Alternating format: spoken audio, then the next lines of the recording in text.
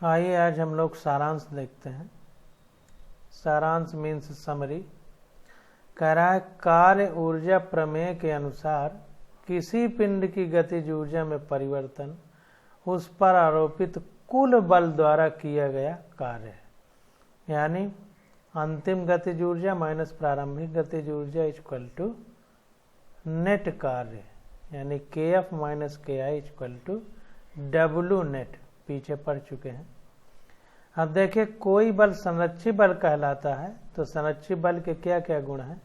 इसके द्वारा किसी पिंड पर किया गया कार्य पथ पर निर्भर न करके केवल सिरे के बिंदुओं यानी XI, XF पर निर्भर करता है।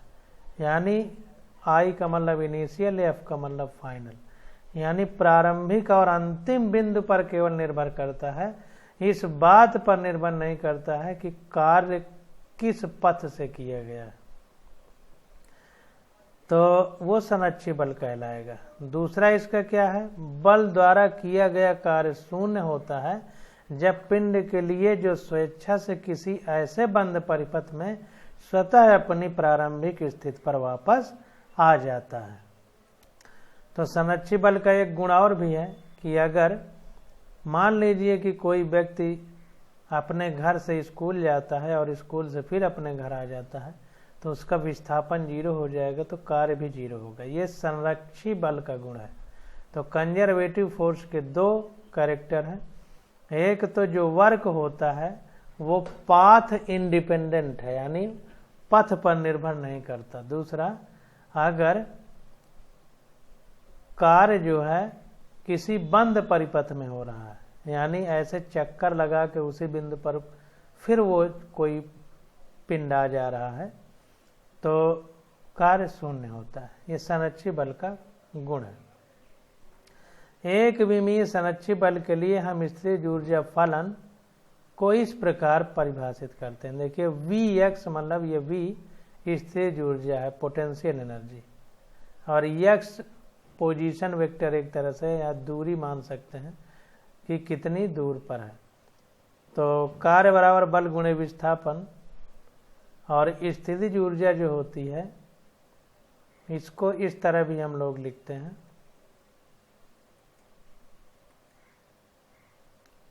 W equal to mgh।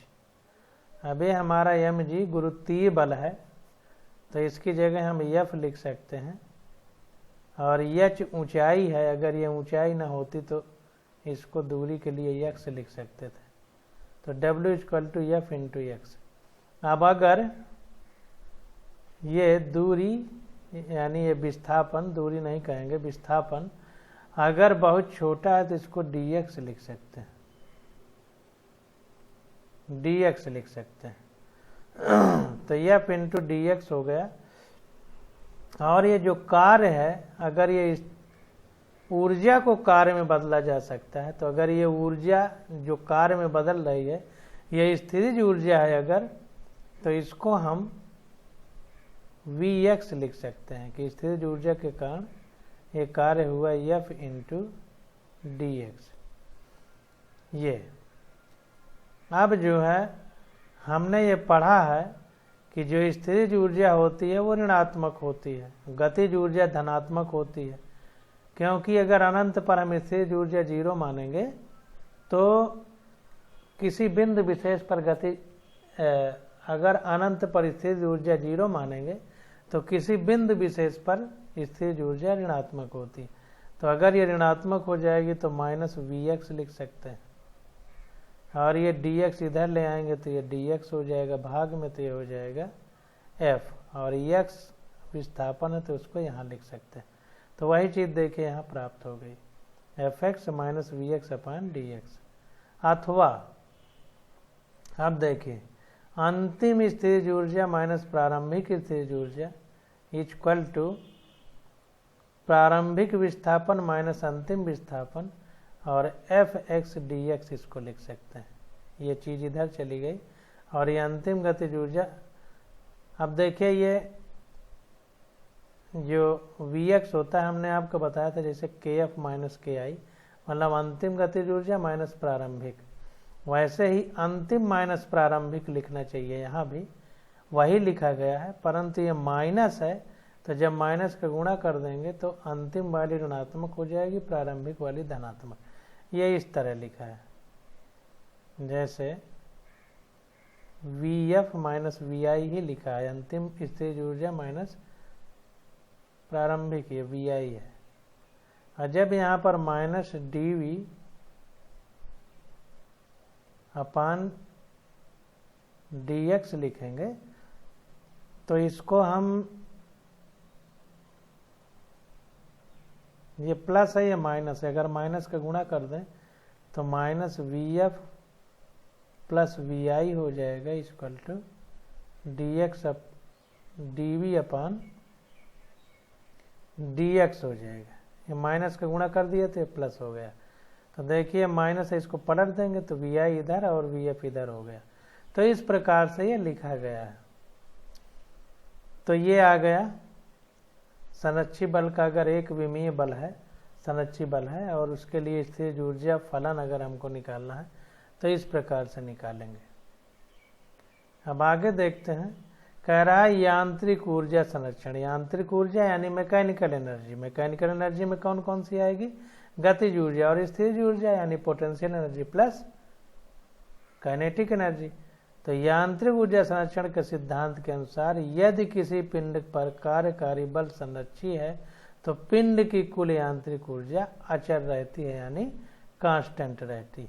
तो जैसे बात है कि अगर कंजर्वेटिव फोर्स है तो एनर्जी कंजर्वेशन लॉ फॉलो होता है, मैकेनिकल एनर्जी का कंजर्वेशन लॉ, यानी kinetic energy plus potential energy always constant रहती है। कुल यांत्रिक ऊर्जा यानी potential energy plus kinetic energy constant रहती है। उसी को हिंदी में अचर कह रहा है। अब आगे देखते हैं, कह रहा है यम द्रव्यमान के किसी कण की पृथ्वी की सतह से x ऊंचाई पर गुरुत्वीय स्थितिज ऊर्जा Vx इक्वल टू mgx होती है। जैसे U इक्वल टू mgh हम लोग पढ़ते थे तो स्थितिज ऊर्जा के लिए, तो यहाँ पर U की जगह V और x फलन है यानी इतना ऊंचाई पर एक तरह से, तो यहाँ पर भी x रखा गया है h की जगह। जहाँ g ऊंचाई के सापेक्ष परिवर्तन उपेक्षणीय, यानी g नहीं बदल रहा है ऊंचाई के सापेक्ष, मतलब ऊंचाई इतनी कम ली गई है कि गुरुत्वीय त्वरण बदलने के प्रभाव को नगण्य माना गया है। तो ये समीकरण हमारा आ जाएगा। के बल नियतांक वाले स्प्रिंग जिसमें खिंचाव x है की प्रत्यास्थ स्थितिज ऊर्जा होती है Vx equal to half kx square. प्रत्यास्थ स्थितिज ऊर्जा है यानी इलास्टिक पोटेंशियल एनर्जी, खिंचाव वाली। अब आगे कह रहा है कि दो सदिशों के अदिश अथवा बिंदु गुणनफल को हम a डॉट b लिखते हैं, इसे a डॉट b के रूप में पढ़ते हैं। a डॉट b एक अदिश राशि है जिसका मान ए बी cos थीटा होता है, पीछे पढ़ चुके हैं। a dot b equal to A B cos theta. Theta सदिशों a और b के बीच का कोण है। a डॉट b का मान चूंकि थीटा पर निर्भर करता है इसलिए यह धनात्मक, ऋणात्मक तथा शून्य भी हो सकता है।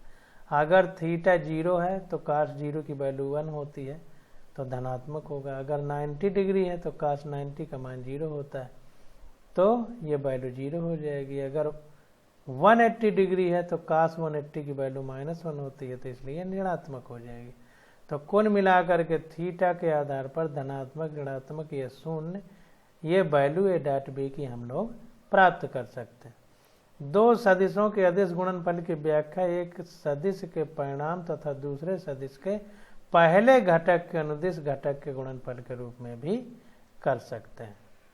तो यही कह रहा है कि दो सदिशों के अदिश गुणनफल की व्याख्या एक सदिश के परिमाण तथा दूसरे सदिश के पहले घटक के अनुदिश घटक के गुणनफल के रूप में भी कर सकते हैं। तो कहने का मतलब है कि पहले सदिश का परिमाण ले लेंगे और दूसरे वाले का कोई एक कंपोनेंट ले लेंगे। जैसे x और y कंपोनेंट बनाते थे, पास में कास सामने साइन हमने बताया था, तो कोई एक घटक ले लेंगे परिमाण के जो अनुदिश होगा, परिमाण तथा दूसरे सदिश के पहले घटक के अनुदिश, मतलब उसी दिशा में जिधर पहले का परिमाण लिया गया है तो दूसरे का जो कंपोनेंट या घटक लेंगे उसी के अनुदिश वाला लेंगे, तो उसके गुणनफल से हम लोग इसको प्राप्त कर सकते हैं। एकांक सदिशों आई कैप जे कैप के कैप के लिए हमें निम्नलिखित तथ्य याद रखने चाहिए। तो देखिए, अगर आई कैप है, इसका आदेश गुणन है, या जे कैप का आदेश गुणन है, के कैप का आदेश गुणन है, तो इसका मान 1 होता है। 1 इसलिए होता है क्योंकि जब आई कैप है तो इनके बीच का दोनों समांतर एक ही दिशा में होंगे, तो बीच का कोण थीटा 0 होगा। तो आई कैप का मान होगा आई कैप काट थीटा। अब काश 0 का मान 1 होता है, इसलिए 1 आ गया, इसीलिए सब में 1 आएगा।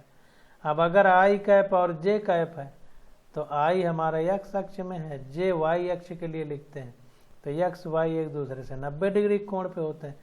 इसका मतलब ये दोनों 90 डिग्री के कोण पे हैं। जब 90 डिग्री के कोण पे होंगे तो काश 90 का मान रखेंगे तो 0 होता है, इसलिए इसकी वैल्यू 0 है।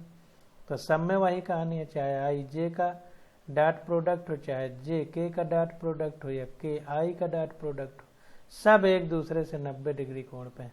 आई जे के एक्स वाई जेड एक्सिस हैं और एक्स वाई जेड तीनों एक दूसरे से 90 डिग्री पे होती हैं। तो चाहे आई कैप डॉट जे कैप हो, चाहे जे कैप डॉट के कैप हो, चाहे के कैप डॉट आई कैप हो, सब 90 डिग्री के ही कोण पे हैं, इसलिए वैल्यू 0 आ गई। आदेश गुणनफल क्रम विनिमय तथा वितरण नियमों का पालन करते हैं।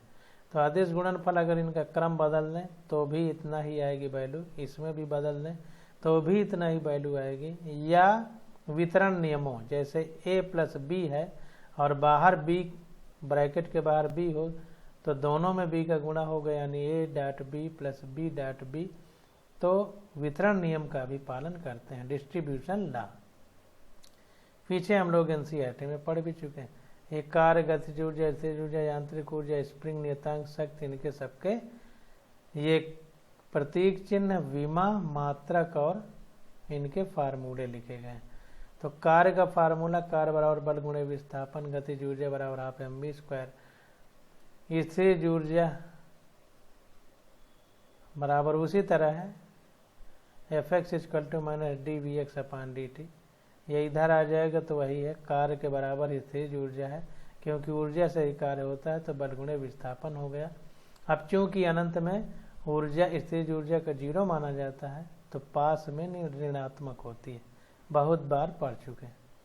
अब यांत्रिक ऊर्जा यानी मैकेनिकल एनर्जी, इसमें kinetic energy plus potential energy दोनों होती हैं, यानी गतिज ऊर्जा प्लस स्थिर ऊर्जा बराबर मैकेनिकल एनर्जी। अब स्प्रिंग नियतांक, इसका F बराबर माइनस kx होता है फार्मूला, और स्प्रिंग की स्थिर ऊर्जा के लिए फार्मूला होता है हाफ kx स्क्वायर। अब शक्ति पावर के लिए ये P equal to F into V होता है, या P equal to dw upon dt, यानी कार्य करने की क्षमता ही पावर है। तो प्रति सेकंड कितना कार्य हो रहा है वही पावर है। तो इस प्रकार से हम लोग इसको पढ़ेंगे। अब देखिए विचारणीय विषय आ जाता है, तो इसको भी देखते हैं। कह रहा है वाक्यांश किए गए कार्य का परिकलन कीजिए, अधूरा है।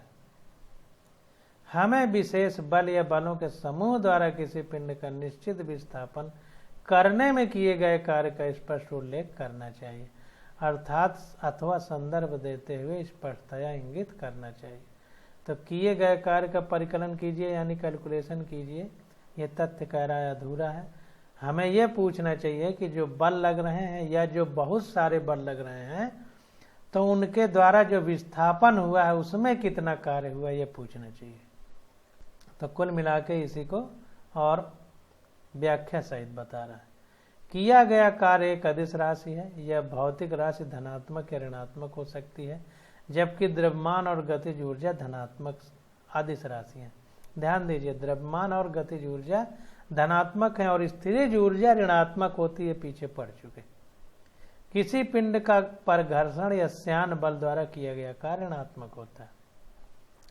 यह ऐसी बात है कि जो गतिज ऊर्जा धनात्मक है, इसके द्वारा जो कार्य हो रहा है, द्रव्यमान धनात्मक है, तो ये कार्य भी धनात्मक होगा। लेकिन जो घर्षण बल है ये जो कार्य हमारे द्वारा किया जा रहा है उसके विरुद्ध नुकसान स्वरूप उसके उल्टा हो रहा है, तो हमारे द्वारा जो धनात्मक है तो उसके उल्टा ऋणात्मक ही होगा। इसी तरह श्यान बल है यानी विस्कस फोर्स, घर्षण बल किसी पिंड को घसीटने पर जमीन में होता है, ठोस में घसीटा जाए, और श्यान बल द्रव में घसीटा जाए।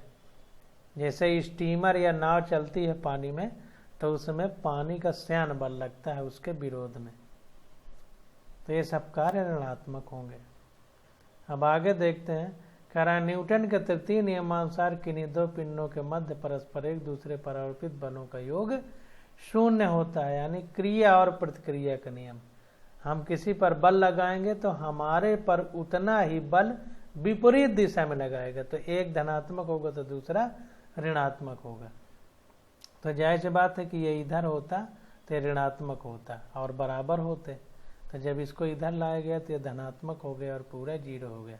देखिए पहला दूसरे पे लगा रहा है तो 1 2 लिखा गया, अब दूसरा पहले पे लगा रहा है तो 2 1 लिखा गया, तो ये 0 हो गया। या इसको इस तरह लिख सकते हैं F12 = माइनस F21, एक ही बात है। और जब ये इधर चला गया तो माइनस वाला प्लस हो गया तो इधर 0 बचा। परंतु दो बलों द्वारा किए गए कार्य का योग सदैव शून्य नहीं होता है, अर्थात W12 + W21 ≠ 0। तो देखिए किए गए जो तृतीय नियम के अनुसार जो क्रिया प्रतिक्रिया वाले बल हैं उनका योग 0 है, परंतु बल का योग 0 है तो ये जरूरी नहीं कि बलों कार्य का भी योग 0 हो, क्योंकि कार्य में बल गुणे विस्थापन भी है। विस्थापन को ध्यान देना पड़ेगा, विस्थापन के आधार पर कार्य निर्धारित होगा, ना कि सिर्फ बल के आधार पर। तो इसलिए बल शून्य है तो ये नहीं सोचना है कि कार्य भी शून्य होगा, तो कि योग सदैव शून्य नहीं होता कार्य का। तथापि कभी कभी ये सत्य भी हो सकता है, कभी कभी ये 0 भी हो सकता है कि शून्य ना हो, सदैव शून्य नहीं होता। अर्थात कभी कभी शून्य हो भी सकता है, जैसे अभी हमने पीछे पढ़ा कि 90 डिग्री पर अगर दो बल लगेंगे तो cos 90 का मान 0 होता है, तो कार्य 0 होगा। कभी कभी किसी बल द्वारा किए गए कार्य की गणना तब भी की जा सकती है जबकि बल की ठीक ठीक प्रकृति का ज्ञान ना भी हो। उदाहरण 6.2 से यह स्पष्ट है, जहाँ कार्य ऊर्जा प्रमेय का ऐसी स्थिति में प्रयोग किया गया है। तो उदाहरण 6.2 हम लोग NCERT में पढ़ चुके हैं। तो वही कह रहा है कि कभी कभी ऐसा होता है कि किए गए कार्य की गणना तब भी हो सकती है जबकि बल की ठीक ठीक प्रकृति ज्ञात ना हो कि ये संरक्षी है कि असंरक्षी है। आगे, कार्य ऊर्जा प्रमेय न्यूटन के द्वितीय नियम से स्वतंत्र नहीं है, यानी वर्क एनर्जी थ्योरम पर न्यूटन के द्वितीय नियम का प्रभाव है। कार्य ऊर्जा प्रमेय को न्यूटन के द्वितीय नियम के आंशिक रूप में देखा जा सकता है। यांत्रिक ऊर्जा के संरक्षण के सिद्धांत को संरक्षी बलों के लिए कार्य ऊर्जा प्रमेय के एक महत्वपूर्ण परिणाम के रूप में समझा जा सकता है। तो कार्य ऊर्जा जो प्रमेय है यह संरक्षी बलों के लिए कार्य ऊर्जा प्रमेय के रूप में समझ सकते हैं, यानी ऊर्जा संरक्षण का सिद्धांत या कंजर्वेटिव फोर्स में वर्क एनर्जी की बात हो रही है, ध्यान देना। तो ऊर्जा संरक्षण के नियम के सिद्धांत का है यह संरक्षी बलों का के कारण कार्य ऊर्जा प्रमेय का है, एक ही बात। अब 6वां नंबर देखते हैं। तो 6वें नंबर में कह रहा है कि कार्य ऊर्जा प्रमेय सभी जड़त्वीय फ्रेमों में लागू होता है, यानी सारे फ्रेम में लागू होता है, फ्रेम इनर्शियल फ्रेम में। इनर्शियल फ्रेम हमने पीछे बता दिया है आपको, फ्रेम ऑफ रेफरेंस जब पढ़े थे, तो सब में लागू होता है। अब इसको डिटेल में बताएंगे तो वीडियो बहुत लंबा हो जाएगा। कहने का मतलब सीधी सीधी बात इस तरह समझिए कि जैसे गाड़ी में, कार में 2 व्यक्ति बैठे हैं, चल रहे हैं रोड पे, एक आदमी बाहर खड़ा है, तो कार में जो 2 व्यक्ति बैठे हैं तो दोनों का वेग एक समान ही है, क्योंकि कार जितनी गति से जाएगी उतना ही वेग उनका भी होगा। तो दोनों अगल बगल हैं, तो कार 100 किलोमीटर चली जाए तब भी दोनों अगल बगल रहेंगे, यानी दोनों एक दूसरे के सापेक्ष गतिमान नहीं है, क्योंकि एक ही जगह बैठे हैं दोनों लोग। तो ऐसा महसूस हो रहा है कि जैसे वो चले ही नहीं, अगर बाहर न देखा जाए, कार के अंदर केवल देखा जाए। अब बात करते हैं बाहर जो व्यक्ति खड़ा है। तो अगर बाहर खड़े वाले व्यक्ति की बात की जाए तो बाहर वाले खड़े व्यक्ति के हिसाब से देखा जाए तो दोनों व्यक्ति 100 किलोमीटर प्रति घंटा की स्पीड से कार से जा रहे हैं। तो बाहर वाले के सापेक्ष कार में बैठे व्यक्ति गतिमान है, जबकि कार में बैठे दोनों व्यक्ति एक दूसरे के सापेक्ष स्थिर हैं। तो यही फ्रेम ऑफ रेफरेंस या जड़त्वीय फ्रेमों की बात हो रही है। तो वही कह रहा है कि वर्क एनर्जी थ्योरम किसी भी फ्रेम ऑफ इनर्शियल फ्रेम के लिए लागू होती है। इसे अजड़त्वीय फ्रेमों में भी लागू किया जा सकता है, यानी नॉन इनर्शियल फ्रेम है उनमें भी लागू होगा, यदि विचारणीय पिंड पर आरोपित कुल बलों के परिकलन में छद्म बल के प्रभाव को भी सम्मिलित कर लिया जाए। तो जैसी बात है, अजड़त्वीय फ्रेम होंगे तो इनमें कुछ छद्म बल यानी स्यूडो फोर्स लगेंगे, जो बल होंगे नहीं लेकिन बल जैसे महसूस होंगे। जैसे मान लीजिए धागा, जैसे पृथ्वी को ही देख लीजिए कि पृथ्वी सूरज के चारों ओर चक्कर लगाती, तो गुरुत्वीय बल द्वारा पृथ्वी सूरज की ओर खींची हुई है, लेकिन उसमें गिरती नहीं। तो गिरती क्यों नहीं? क्योंकि एक अपकेंद्रीय बल सेंट्रीफ्यूगल फोर्स बाहर की ओर लग रहा है, जो इस गुरुत्वीय बल को बैलेंस किए हुए। तो हकीकत में बाहर को लग नहीं रहा है, वो जो गुरुत्वीय बल से पृथ्वी को सूरज खींच रहा है उसी का छद्म बल यानी आभासी बल है जो बाहर लग रहा है।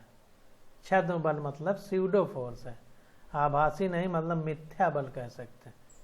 तो इस प्रकार से कह रहा है कि ऐसे अजड़त्वीय फ्रेमों में भी लागू किया जा सकती है कार्य ऊर्जा प्रमेय को, यदि विचारणीय पिंड पर आरोपित कुल बलों के परिकलन में छद्म बल के प्रभाव को भी सम्मिलित कर लिया जाए, यानी जो स्यूडो फोर्स उसको भी सम्मिलित कर लिया जाए, तो अजड़त्वीय फ्रेम यानी नॉन इनर्शियल फ्रेम में भी लागू कर सकते हैं। अब आगे देखते हैं, कह रहा है संरक्षी बलों के अधीन किसी पिंड की स्थिर ऊर्जा हमेशा किसी नियतांक तक अनिश्चित रहती है।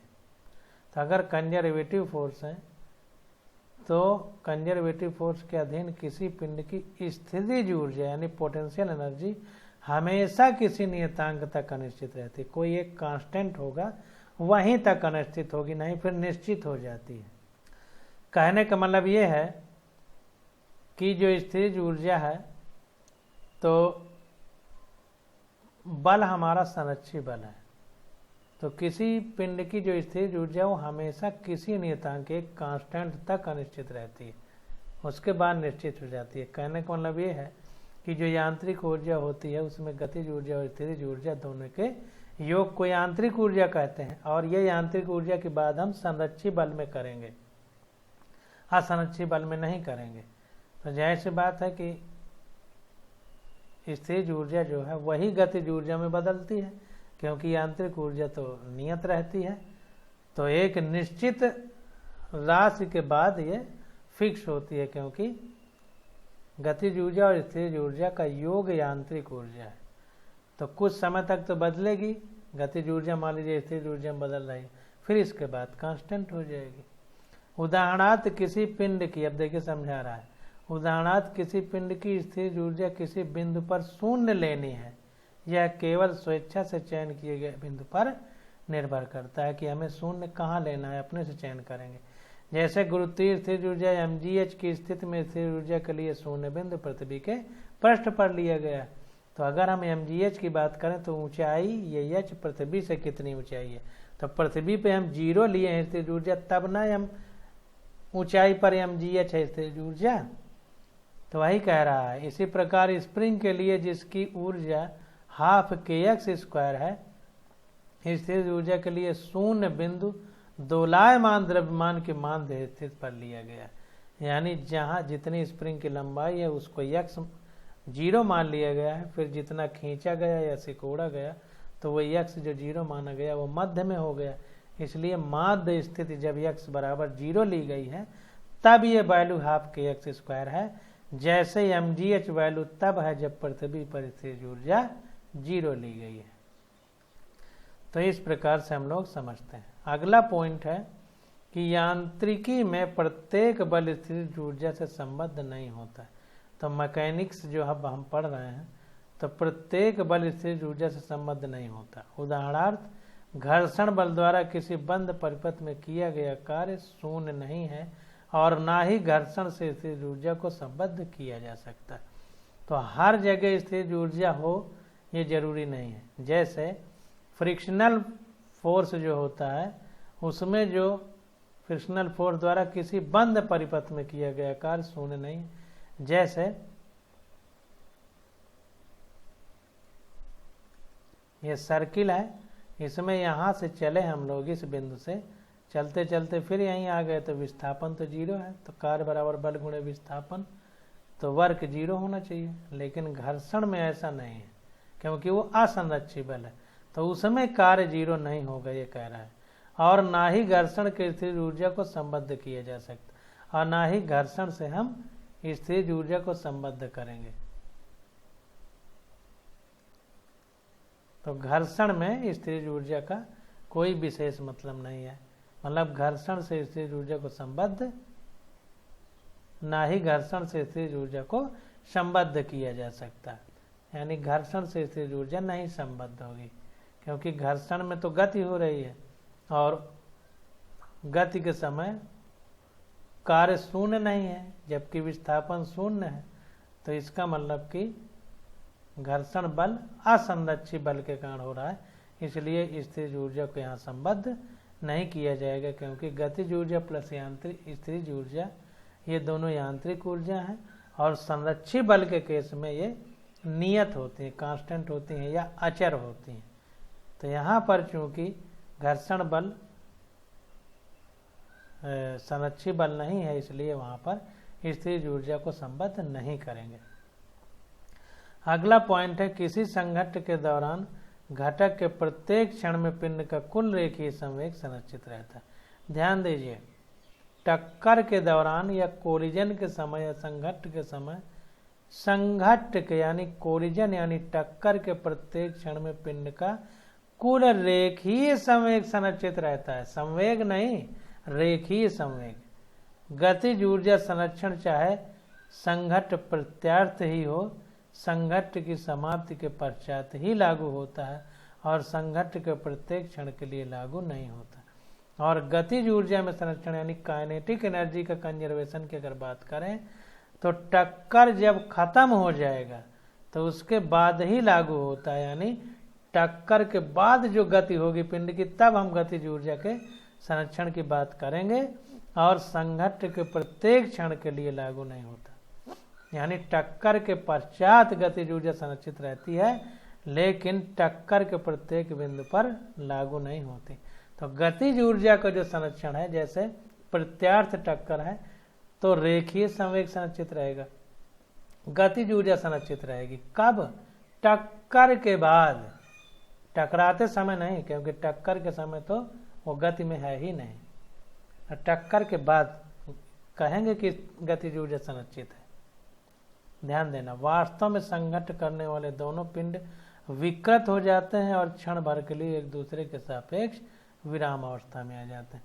तो ये बता रहा है कि टक्कर के बाद गतिज ऊर्जा की बात क्यों कर रहे हैं, क्योंकि जब टकराते हैं तो दोनों पिंड विकृत हो जाते हैं, यानी उनके आकार में थोड़ा बहुत परिवर्तन हो जाता है और क्षण भर के लिए वो एक दूसरे के सापेक्ष स्थिर हो जाते हैं। जैसे टकराया पिंड, टकरा के दोनों एक दूसरे के विपरीत चलेंगे तो जाहिर सी बात है कि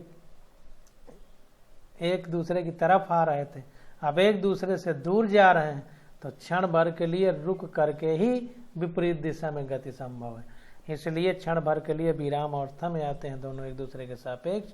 इसलिए गतिज ऊर्जा के संरक्षण की बात हम टक्कर के पश्चात करेंगे, बहुत इंपॉर्टेंट है।